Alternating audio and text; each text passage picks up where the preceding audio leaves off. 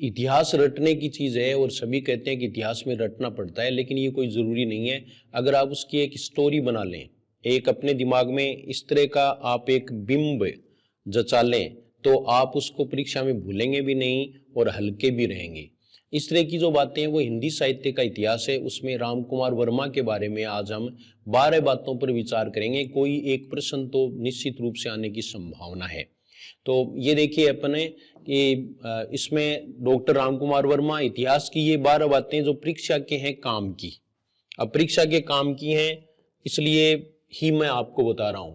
सबसे पहले एक अपने दिमाग में जचाएं कि राम कुमार नाम का कोई आदमी है। देखो, खींचने की इसमें आपको आवश्यकता नहीं है, किसी का नाम राम कुमार हो सकता है, लेकिन ये केवल काल्पनिक नाम है, काल्पनिक नाम है। वैसे हमारे भी एक रिश्तेदार का राम कुमार नाम है, लेकिन क्या करें। अब आपको नाराज होने की बात नहीं है, बल्कि हर एक व्यक्ति है उसमें कोई न कोई कमी होती है। जैसे मेरे में बहुत सारी कमियां हैं, तो ऐसे ही बहुत सारी कमियां हैं, वो न होकर के किसी में कमोबेश होती हैं, किसी में कम, किसी में ज्यादा। अगर कमियां ही नहीं हो तो हम भगवान ही बन जाएं। तो इस बात को दृष्टिगत रखते हुए आपको अन्यथा नहीं लेना है, और हमें प्रश्न से मतलब है, प्रश्न याद रहना चाहिए। तो देखो, राम कुमार नाम के व्यक्ति प्राय प्रत्येक गांव में पाए जाते हैं, और राम कुमार में एक आदत है तेरी मेरी करने की। पहला पॉइंट यही है, ये देखो, तेरी मेरी करना, तेरी मेरी करना है, वो पहला पॉइंट है, तेरी मेरी करना। ये देखिए आप, तेरी मेरी करने का मतलब आलोचना। इससे हम ये दर्शाएंगे कि राम कुमार वर्मा ने हिंदी साहित्य का आलोचनात्मक इतिहास नाम से ग्रंथ लिखा। हिंदी साहित्य का आलोचनात्मक ग्रंथ 1938, यानी 38 साल की उम्र में भी उन्होंने तेरी मेरी करना नहीं छोड़ी। तेरी मेरी करना है, उसके पीछे एक रीजन भी है कि वो अपने आप को स्वयंभू समझते हैं। स्वयंभू का मतलब है कि जैसे मैं तो अपने आप ही जन्मा हूं, मैं ऊपर से पड़ा हूं, यानी मन गढ़ के बाढ़ में बढ़गी। तो स्वयंभू को उन्होंने पहला कवि माना। हिंदी का पहला कवि राम कुमार वर्मा ने स्वयंभू को माना, ये याद रखना है। फिर उसके में देखो आप, साढ़े साती, कोई बेचारा ऐसे ही आलोचना थोड़ी करता है, उसके बुद्धि पर कुछ न कुछ आ रहा है। तो जो शनेश्वर है, यानी शनिश्वर जिसको बोलते हैं, तो शनि का ढैया होता है, एक साढ़े साती होती है, तो इसके साढ़े साती लगी हुई है। साढ़े साती लगने का मतलब है इन्होंने हिंदी साहित्य का प्रारंभ 750 विक्रम संवत से माना, अर्थात 750 विक्रम संवत से माना। अब ज्यादा जो है ना, वो ये टिकता नहीं है, बल्कि ये आलोचना तो कर देता है, लेकिन फिर इसे फीलिंग होती है, इसका मतलब अच्छा आदमी है, तब वो जाकर के अगले से क्या कर लेता है, संधि। इन्होंने आदि काल को संधि चारण काल कहा, आदि काल को संधि चारण काल कहा। देखो, संधि शब्द पहले आएगा, संधि पहले और उसके बाद में चारण, ये ध्यान रखना है। केवल चारण काल आए तो ग्रीयर्सन है। उसके बाद में फिर इन्होंने तेरी मेरी करनी छोड़ दी, सुधर गए पूरे के पूरे, और ये संत बन गए। तो इन्होंने संत कबीर नाम से कबीर पर ग्रंथ लिखा, संत कबीर, और उसमें संत कबीर बना और गांव के पूर्व दिशा में बैठ गया। इसका मतलब क्या है, पूर्व दिशा में रहने लग गया, और इन्होंने कबीर की भाषा को पूर्वी अवधि कहा। कबीर की भाषा को पूर्वी अवधि राम कुमार वर्मा ने कहा। फिर 7वां बिंदु देखो, ये देखो आप कि फिर ये संत तो बन गया, संत बन गया तो आत्मा परमात्मा करने लग गया, कि परमात्मा की छाया आत्मा में, आत्मा की छाया परमात्मा में पड़ने लगती है, तभी छायावाद की सृष्टि होती है। ये छायावाद के बारे में कहा। तो आत्मा परमात्मा की बात आए तब राम कुमार वर्मा है। फिर ये देखो आप, ये आत्मा परमात्मा करते हैं तो आधी रात का समय है, वो सबसे उपयुक्त माना इन्होंने पूजा पाठ के लिए। निशीत का मतलब क्या होता है, आधी रात। निशीत किसको कहते हैं, आधी रात को कहते हैं, ठीक है। आधी रात को ही बादल की मृत्यु हुई थी और इन्होंने दीपदान किया था। बादल की मृत्यु और दीपदान है वो इनकी प्रसिद्ध एकांकियां हैं, और निशीत है वो इनका काव्य ग्रंथ है।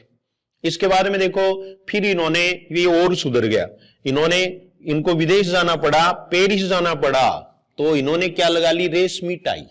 रेशमी टाई है वो भी इनका प्रसिद्ध एकांकी है। एकांकी पुल्लिंग होता है वैसे, और उसमें जाकर के, पेरिस में जाकर के भी इन्होंने ये नोट्स बनाए, पेरिस के नोट्स।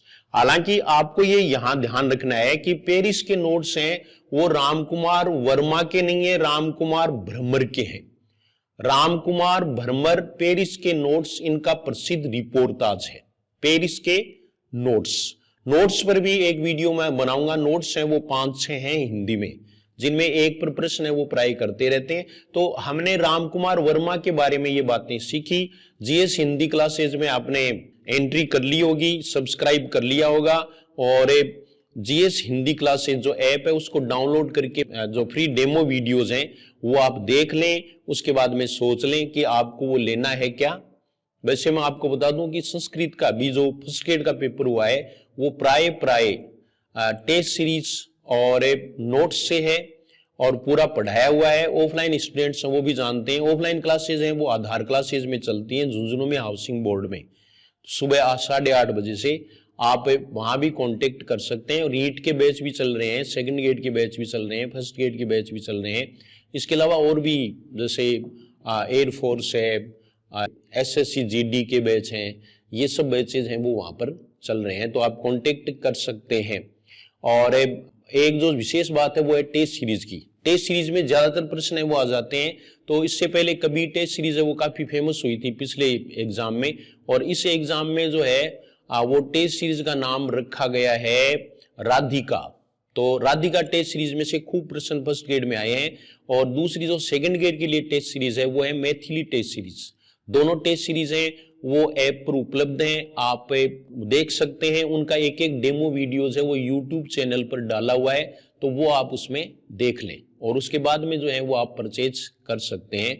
तो ये टेस्ट सीरीज और इसके बारे में भी मुझे बताना था, मुझे प्रचार भी करना था, इसमें कोई शक नहीं है, क्योंकि मैं इस तरह से झूठ नहीं बोलता, कोई बात छिपाता नहीं, क्योंकि सारी चीजें हैं वो इससे जुड़ी हुई हैं। शिक्षा भी आजकल इससे जुड़ गई है।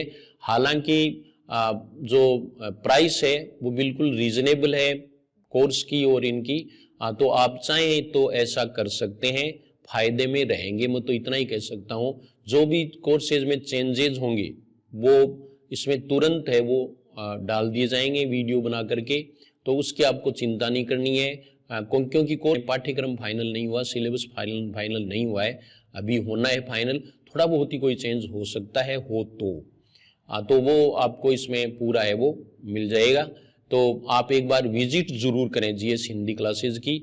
और इससे अगर आपको ये बातें ठीक लगती हों तो इस तरह के वीडियो हैं वो इस पर आते ही रहते हैं।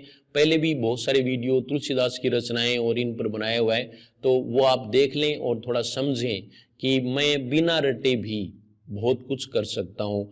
यानी रटने में जो जोर आता है और जो भूल जाते हैं, परीक्षा में जो प्रेशर होता है वो बिल्कुल प्रेशर को यानी प्रेशर बिल्कुल कम कर देगा। आपका तनाव परीक्षा के लिए जो होता है वो ज्यादातर हिंदी साहित्य के इतिहास को लेकर होता है, रचनाओं को लेकर होता है।